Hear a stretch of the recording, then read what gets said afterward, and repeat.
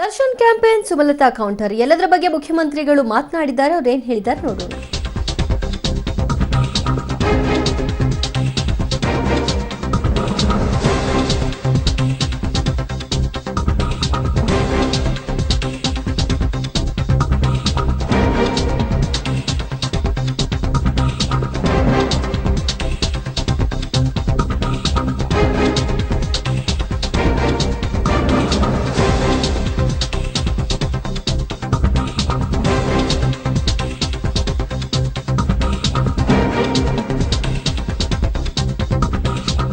ಪಟ್ಟನಾಯಕನಹಳ್ಳಿಯಲ್ಲಿ ಮುಖ್ಯಮಂತ್ರಿಗಳು ಪ್ರತಿಕ್ರಿಯೆ ಕೊಟ್ಟಿದ್ದಾರೆ. ಚುನಾವಣೆ ಎದುರಿಸಲು ಈ ರೀತಿ ಶಕ್ತಿ ಪ್ರದರ್ಶನಗಳು ನಡೀತಾ ಇದೆ. ಅಧಿಕಾರಿಗಳ ಮೇಲೆ ದಬ್ಬಾಳಿಕೆ ನಡೆಸಿ ಒತ್ತಡವನ್ನ ತಂದಿರುವಂತಹ ವಿಚಾರಕ್ಕೆ ಆರೋಪ ಮಾಡ್ತಾ ಇದ್ದಾರೆ.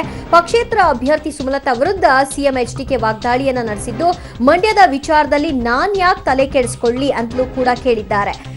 ಕಾನೂನುಬದ್ಧವಾಗಿ ಏನ್ ನಡಿಬೇಕು ಅದು ನಡೆಯುತ್ತೆ. ಕಾನೂನಿನ ಹೋರಾಟದ ಮೂಲಕ ನಾವು ಸತ್ಯವನ್ನ ಬಯಲಿಗೆ ಇಳ್ತೀವಿ ಮತ್ತು ಆ ಹೆದರಿಕೆ ಅಂಜಿಕೆ ನಮಗೆ ಇಲ್ಲ.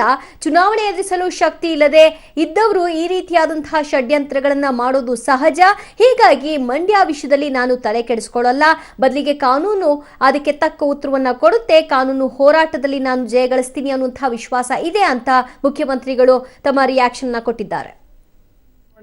ಮಂಡ್ಯ ಜಿಲ್ಲೆಯಲ್ಲಿ ಎದುರಿಸಲಿಕ್ಕೆ ಶಕ್ತಿ ಇರದೇ ಇರ್ತಕ್ಕಂಥವ್ರು ಕುತಂತ್ರದ ಮುಖಾಂತರ ಏನಾದರೂ ಮಾಡಿ ಇವತ್ತು ದಬ್ಬಾಳಿಕೆಗಳನ್ನು ನಡೆಸಿ, ಅಧಿಕಾರ ಇಲ್ಲದೆ ದಬ್ಬಾಳಿಕೆ ನಡೆಸಿ ಅಧಿಕಾರಿಗಳ ಮೇಲೆ ಒತ್ತಡ ಆಗ್ತಕ್ಕಂಥ ಕೆಲಸ ಮಾಡ್ಕೊಂಡು ಹೊರಟಿದ್ದಾರೆ.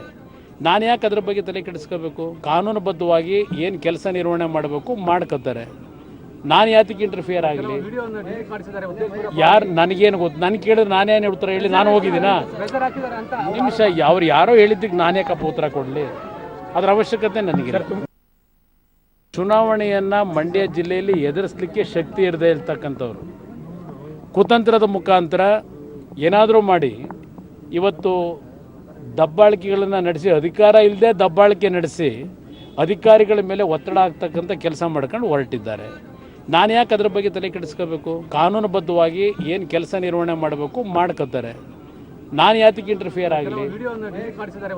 ಯಾರು ನನಗೇನು ಗೊತ್ತು? ನನಗೆ ಕೇಳಿದ್ರೆ ನಾನೇನು ಉತ್ತರ ಹೇಳಿ? ನಾನು ಹೋಗಿದ್ದೀನಾ?